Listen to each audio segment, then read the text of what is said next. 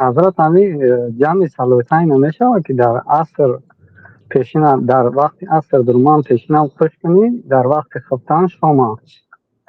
اگر نیت کرده باشید به شرطی که شما مسافر باشید. بله بله. بله این در مذهب در دیگر مذهب‌ها جمع میکنن، چون که پیامبر صلی الله علیه وسلم وقتی سفر میکردن و اذا جد به سیر، اگر در یک اسلوب اگر سفر داشته باشن جمع میکردن. مثلا وقتی استراحت باشه جمع نمیکردن.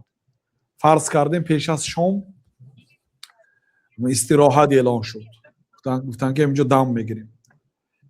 وقتی فرو آمدن شام خواندن، مقصدشان تا خفتن دم گرفتنی یا تا بامداد دم گرفتنی باشد شام خفتن جمع نمیکردن. الا اگر مثلا خواب آنها آمده باشد و بسیار خسته باشند، بله شام خفتن جمع کرده خواب میکردن. لیکن اگر شام خوانده راه به میبرآمدگی باشند شام خفتن جمع میکردن.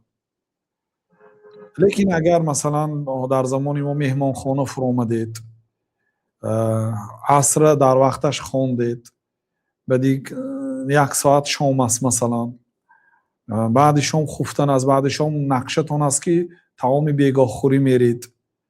معلوم است که شما وقتی خفتن در سفر نیستید.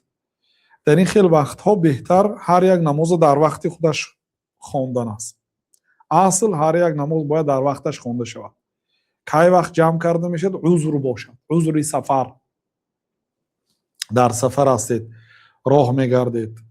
در همین وقتا مثلا شما اتوبوس قطعی از تیومین به مسکو آمده ایستادید مثلا، و اتوبوس وقتی شما به ایستگاهید گپی شما نمیگیرد، وقتی خفتن به ایستگاهید نمی ایستد. لیکن از شام تا خفتن تا بامداد، تا وقتی از آن بامداد آخری وقتی خفتن، از ابتدای وقتی شام تا آخری وقتی خفتن شما حق دارید نماز جمع کنید.